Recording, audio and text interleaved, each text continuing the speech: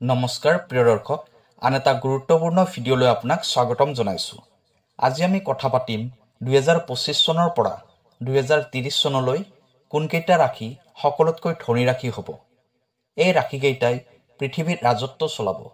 এওঁলোকৰ ভাগ্য দিনে দিনে উন্নতিৰ ফালে গতি কৰিব। শনিদেৱৰ আশীৰ্বাদত 12টা ৰাশিৰ ভিতৰত কেইটামান ৰাশিৰ ভাগ্য দ্ৰুতগতিত বৃদ্ধি হ'বলৈ গৈ আছে। হয়, আপুনি ঠিকেই শুনিছে। শনিদেৱে এই ৰাশিকেইটাৰ ওপৰত বহুত সন্তুষ্ট হৈছে আৰু শনিদেৱৰ কৃপাদৃষ্টি এই সময়খিনিৰ ভিতৰত এইকেইটা ৰাশিৰ ওপৰত থাকিব, যাৰ ফলত 2025 চনৰ পৰা 2030 চনলৈ এইকেইটা ৰাশিৰ জীৱনত নতুন নতুন ঘটনা ঘটিবলৈ ধৰিব আৰু এই ঘটনাবোৰ ভালৰ বাবেই হ'ব। শনিদেৱৰ আশীৰ্বাদত ভাল ভাল খবৰ আহিব, ধন লাভ হ'ব আৰু সকলো ক্ষেত্ৰতে সফলতা প্ৰাপ্তি কৰিব পাৰিব, যাৰ ফলত এই ৰাশিকেইটাৰ জীৱন পৰিৱৰ্তন হৈ যাব। এই ভিডিঅ'টোত আমি সেই সৌভাগ্যশালী ৰাশিকেইটাৰ বিষয়ে বিস্তাৰভাৱে আলোচনা কৰিম। সেইবাবে আপুনি এই ভিডিঅ'টো আৰম্ভণিৰ পৰা শেষলৈ স্কিপ নকৰাকৈ চাব। এই ভিডিঅ'টো আপুনি একেবাৰে মিছ নকৰিব, কাৰণ এই ভিডিঅ'টো সেই ৰাশিকেইটাৰ বাবে মহত্বপূৰ্ণ হ'বলৈ গৈ আছে। প্ৰিয় দৰ্শক, আছামিজ এষ্ট্ৰলজিলৈ আপোনাক স্বাগতম জনাইছোঁ। মই এষ্ট্ৰলজাৰ ধীৰেশ শৰ্মা। ভিডিঅ'টো শ্বেয়াৰ কৰি দিব আৰু কমেণ্টত লিখিব জয় শনিদেৱ। প্ৰিয় দৰ্শক, যদি আপোনাৰ ব্যক্তিগতভাৱে কিবা সমস্যা হৈ আছে, তেনেহ'লে ভিডিঅ'ৰ স্ক্ৰীণত দিয়া নম্বৰত আমাৰ সৈতে যোগাযোগ কৰিব। আমি আপোনাৰ সমস্যাসমূহ সমাধান কৰিবলৈ চেষ্টা কৰিম। এতিয়াও ভিডিঅ'ৰ পৰৱৰ্তী অংশলৈ যাওঁ। এতিয়া আমি কথা পাতিম 2025 চনৰ পৰা 2030 চনলৈ ভাগ্যশালী হোৱা ৰাশিকেইটাৰ বিষয়ে। এই ৰাশিকেইটাৰ ওপৰত শনিদেৱৰ বিশেষ কৃপাদৃষ্টি থাকিব। সনাতন ধৰ্মত বহুত দেৱী দেৱতাক পূজা অৰ্চনা কৰাৰ নিয়ম আছে। এই দেৱী দেৱতাসকলৰ ভিতৰত এটা নাম শনিদেৱৰো আছে। শনিদেৱ ন্যায়ৰ দেৱতা হয়, কৰ্মফল দাতা হয়। শনিদেৱে অনুচিত কৰ্ম কৰা ব্যক্তিসকলক সময়মতে শাস্তিও প্ৰদান কৰে। শনিদেৱ সূৰ্যদেৱৰ পুত্ৰ হয় আৰু কৰ্মফল দাতা হয়। শনিদেৱে প্ৰকৃতিক সন্তুলন কৰি ৰাখে আৰু সকলো প্ৰাণীৰ লগতে ন্যায় কৰে। শনিদেৱৰ কৃপাদৃষ্টি যাৰ ওপৰত থাকে, সেই ব্যক্তিৰ কেতিয়াও একো বিপদ বিঘিনি নহয়। এতিয়া হওক 2025 চনৰ পৰা 2030 চনলৈ ভাগ্যশালী হোৱা ৰাশিকেইটাৰ বিষয়ে জানি লওঁ। প্ৰথম ভাগ্যশালী ৰাশিটো হৈছে মেষ ৰাশি। যিবোৰ জাতক জাতিকাৰ নামৰ প্ৰথম আখৰটো অ আৰু লৰে আৰম্ভ হয়, তেওঁলোকৰ মেষ ৰাশি হয়। মেষ ৰাশিৰ স্বামী গ্ৰহ হ'ল মংগল গ্ৰহ। 2025 চনৰ পৰা 2030 চনলৈ এই সময়খিনি মেষ ৰাশিৰ জাতক জাতিকাসকলৰ বাবে অত্যন্ত শুভ সময় হ'ব। শনিদেৱৰ কৃপাত মেষ ৰাশিৰ জাতক জাতিকাসকলৰ সকলোবোৰ দুখ কষ্ট সমাপ্ত হ'বলৈ গৈ আছে।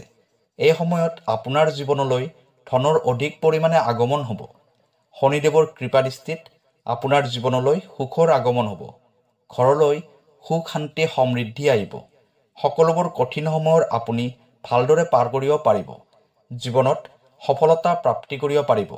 আপোনাৰ আৰ্থিক স্থিতি মজবুত হ'ব। লগতে টকা পইচাৰ যিবোৰ সমস্যা হৈ আছিল, এই সকলোবোৰ সমস্যা দূৰ হ'ব আৰু আপোনাৰ জীৱন সুখেৰে ভৰি পৰিব। লগতে আপুনি মনে বিচৰা ধৰণৰ চাকৰি প্ৰাপ্তি কৰিব পাৰিব। আপুনি সকলো ফালৰ পৰা কেৱল সুখৰ খবৰ প্ৰাপ্তি কৰিব পাৰিব। বাহন প্ৰাপ্তিৰ যোগো এই সময়ত আপোনাৰ আহিব। সেইবাবে এই সময়খিনি আপোনাৰ বাবে বহুত ভাল সময় বুলি ক'ব পৰা যায়। দ্বিতীয় ভাগ্যশালী ৰাশিটো হ'ল সিংহ ৰাশি। যিবোৰ জাতক জাতিকাৰ নামৰ প্ৰথম আখৰটো ম আৰু মদিনাতৰে আৰম্ভ হয়, তেওঁলোকৰ সিংহ ৰাশি হয়। সিংহ ৰাশিৰ স্বামী গ্ৰহ হ'ল ৰবি গ্ৰহ। 2025 চনৰ পৰা 2030 চনলৈ সিংহ ৰাশিৰ জাতক জাতিকাসকলৰ ওপৰত শনিদেৱৰ কৃপাদৃষ্টি থাকিব। আপোনাৰ আৰ্থিক স্থিতি মজবুত হ'ব। এই সময়খিনিৰ ভিতৰত আপোনাৰ ৰাশিৰ ওপৰত বহুতকেইটা যোগ আৰম্ভ হ'ব। সেইবাবে এই সময়খিনি আপোনাৰ বাবে বহুত উত্তম সময় হ'ব। আপোনাৰ এই সময়খিনিৰ ভিতৰত আপোনাৰ জীৱনলৈ এনেকুৱা এজন ব্যক্তিৰ আগমন হ'ব, যিয়ে আপোনাৰ জীৱনটোৱে পৰিৱৰ্তন কৰি দিব।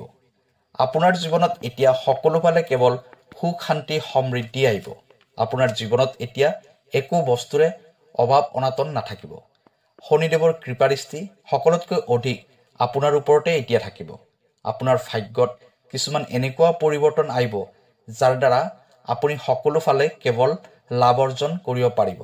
লগতে বিদেশত গৈ আপুনি যিকোনো ব্যৱসায় আৰম্ভ কৰিব পাৰে, নাইবা বিদেশত গৈ উচ্চ শিক্ষা লাভ কৰিব পাৰে। অৰ্থাৎ বিদেশত যোৱা আপোনাৰ সপোনবোৰ পূৰ্ণ হ'বলৈ গৈ আছে, কাৰণ এই সময়ত আপোনাৰ ভাগ্যই আপোনাক সম্পূৰ্ণৰূপে সহায় কৰিব।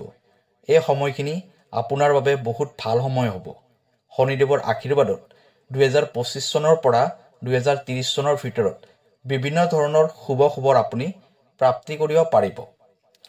তৃতীয় ভাগ্যশালী ৰাশিটো হ'ল কন্যা ৰাশি। যিবোৰ জাতক জাতিকাৰ নামৰ প্ৰথম আখৰটো প আৰু ফৰে আৰম্ভ হয়, তেওঁলোকৰ কন্যা ৰাশি হয়। কন্যা ৰাশিৰ স্বামী গ্ৰহ হ'ল বুধ গ্ৰহ।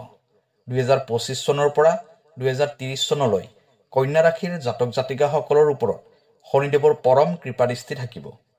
শনিদেৱৰ কৃপাত আপোনাৰ জীৱনত বন্ধ হৈ থকা সকলোবোৰ ৰাস্তা খোল খাই যাব। লগতে আপোনাৰ ঘৰলৈ সুখ শান্তি সমৃদ্ধিৰ আগমন হ'ব। আৰ্থিক ক্ষেত্ৰখন মজবুত হ'ব। আপোনাৰ জীৱনত হৈ থকা ধাৰবোৰৰ পৰা আপুনি মুক্তি লাভ কৰিব পাৰিব। লগতে আপুনি এই সময়খিনিৰ ভিতৰত যিকোনো নতুন কাম আৰম্ভ কৰিব পাৰিব, যাৰ ফলত আপোনাৰ আৰ্থিক স্থিতি বহুত মজবুত হ'ব। ঘৰ পৰিয়ালত সুখ শান্তিৰ বাতাবৰণ থাকিব। লগতে সকলো ফালৰ পৰা আপোনাৰ আৰ্থিক লাভ হ'ব। ব্যৱসায় কৰি থকা ব্যক্তিসকলে ব্যৱসায়ত অধিক পৰিমাণে লাভ অৰ্জন কৰিব পাৰিব। ব্যৱসায়ত অধিক উন্নতি কৰিব পাৰিব। যদি আপুনি ঘৰ সাজিম বুলি ভাবি আছে, নাইবা ক্ৰয় কৰিম বুলি ভাবি আছে, এই সময়খিনি আপোনাৰ বাবে উপযুক্ত সময় হ'ব। শনিদেৱ আপোনাৰ ওপৰত 2025 চনৰ পৰা 2030 চনলৈ অধিক পৰিমাণে সন্তুষ্ট হৈ থাকিব। সেয়েহে এই সময়খিনি আপোনাৰ বাবে অত্যন্ত লাভকাৰী সময় হ'ব। চতুৰ্থ ভাগ্যশালী ৰাশিটো হ'ল তুলা ৰাশি। যিবোৰ জাতক জাতিকাৰ নামৰ প্ৰথম আখৰটো ৰ আৰু দান্তীয় তৰে আৰম্ভ হয়, তেওঁলোকৰ তুলা ৰাশি হয়। তুলা ৰাশিৰ স্বামী গ্ৰহ হ'ল শুক্ৰ গ্ৰহ। 2025 চনৰ পৰা 2030 চনলৈ তুলা ৰাশিৰ জাতক জাতিকাসকলৰ ওপৰত শনিদেৱৰ বিশেষ কৃপাদৃষ্টি থাকিব। শনিদেৱৰ কৃপাৰ ফলত এই সময়খিনিত ভিতৰত আপুনি আৰ্থিক ক্ষেত্ৰত এটা ভাল ফলাফল লাভ কৰিব পাৰিব। লগতে আপুনি লোৱা ধাৰ ঋণবোৰো পৰিশোধ কৰিব পাৰিব। আগতে কৰি অহা পৰিশ্ৰমৰ ফল এতিয়া আপুনি লাভ কৰিবলৈ সক্ষম হ'ব। ব্যৱসায়ত আপোনাৰ যোগ্যতাৰ প্ৰমাণ সকলোৱে দেখিবলৈ পাব। ব্যৱসায়ত দ্ৰুতগতিত উন্নতি কৰিব পাৰিব আৰু ব্যৱসায়ত অধিক পৰিমাণে লাভ হোৱা আপুনি নিজেই দেখিবলৈ পাব। সমাজত আপোনাৰ মান সন্মান বৃদ্ধি হ'ব। পৰিয়াল তথা বন্ধু বান্ধৱৰ পৰা আপুনি সহায় সহযোগ লাভ কৰিব পাৰিব।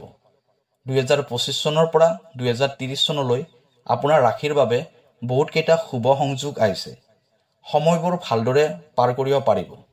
আগতে কৰি অহা ভুলবোৰ এতিয়া আৰু নতুনকৈ নকৰিব। শনিদেৱৰ পৰম কৃপাদৃষ্টি আপোনাৰ সৈতে থাকিব। আপুনি কৰ্মৰ ফল নিশ্চয় লাভ কৰিব। কেৱল ভালদৰে কামবোৰ কৰি যাওক।